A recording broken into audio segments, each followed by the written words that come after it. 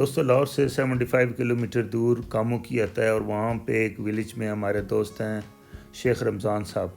हम तकरीबन हर साल जाते हैं। ये हमें 3 साल पहले एक ग्रुप में, व्हाट्सएप ग्रुप में हमें मिले थे और उन्होंने मुझे ये फ़ोटो शेयर किए कि उनके पास इतनी जगह है और उसमें उन्होंने घास लगाया हुआ है।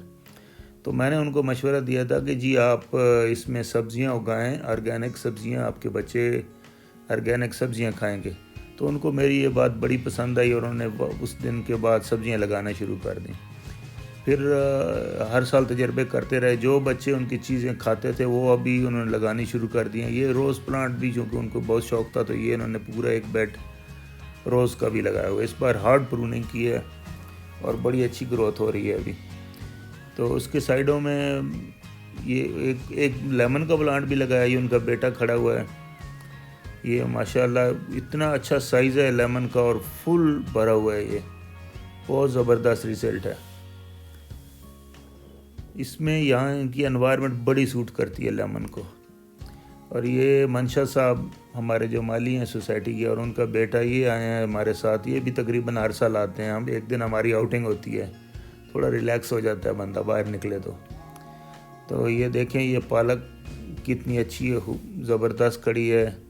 मेथी है, धनिया है और ये लहसुन, देसी गार्लिक जो है। और पनीरियाँ जो हमारे पास थी वो भी हम हर साल तकरीबन ले आते हैं। इस बार फिर लाए हैं और ये मंशा साहब इनको लगा के भी देंगे।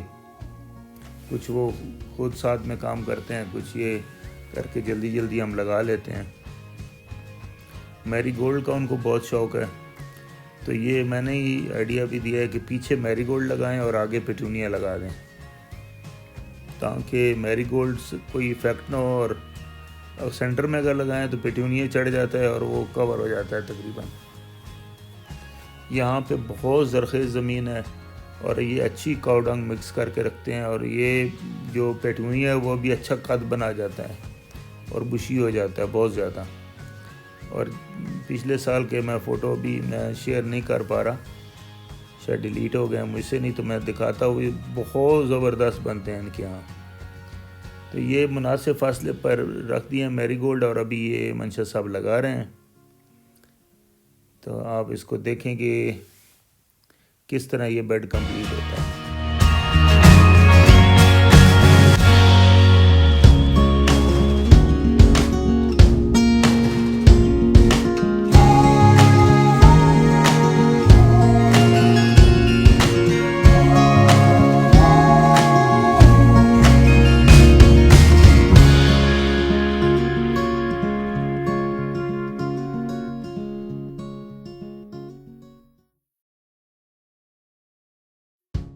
वो बेड कंप्लीट होने के बाद उसमें पानी लगा दिया गया है और ये दूसरा बेड स्टार्ट कर रही है। इसमें तकरीबन सब स्टार लगाए हैं। और ये देखें जी, हफीज़ साहब ये हमें गोडी करना बता रहे हैं कि किस तरह। इनके हाथ में जो टूल है वो सिंपल एक एल्युमिनियम का रॉड है और वो सामने से उन्होंने प्रेस किया, बहुत ही लाइट वेट है।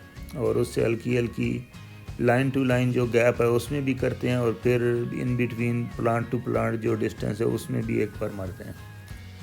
तो ये उनका कहना है कि इसको आपने शुरू में सिर्फ लाइन में करना है गोडी, और जब रूट्स इसकी स्टेबल हो जाएं तो फिर आप प्लांट टू प्लांट भी करें, बट रूट नहीं हिलनी चाहिए।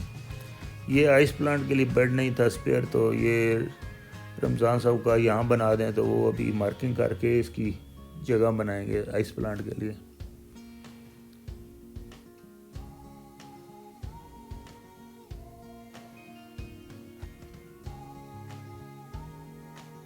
आइस प्लांट बहुत ही खूबसूरत प्लांट है और इसके कई तरीक़ों से आप लगा सकते हैं। बेड में, ज़मीन में भी लगा सकते हैं। अगर बाउल शेप आपके पास कोई पॉट है तो उसमें लगा सकते हैं। बोनसाई टाइप का कोई पॉट है उसमें लगा सकते हैं। इससे कि बहुत ही खूबसूरत, इसको ज़्यादा रूट के लिए जगह नहीं चाहिए और छोटे से भी पॉट में लग जाते हैं, लेकिन ये जब तक रहते हैं तो बहुत ही खूबसूरत। मैं आपके साथ एक शेयर करता हूँ ये डिज़ाइन भी। ये देखें, अभी सेंटर में एक प्लांट लगा हुआ है और ये देखें इसके फूल किस तरह खूबसूरत हैं। तो ये मंशा साहब अभी पनीरी लगा रहे हैं। इसमें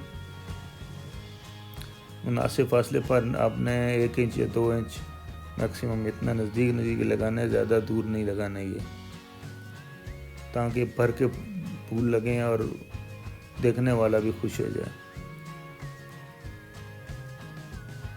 ये अब कंप्लीट हो चुकी है यहाँ पे।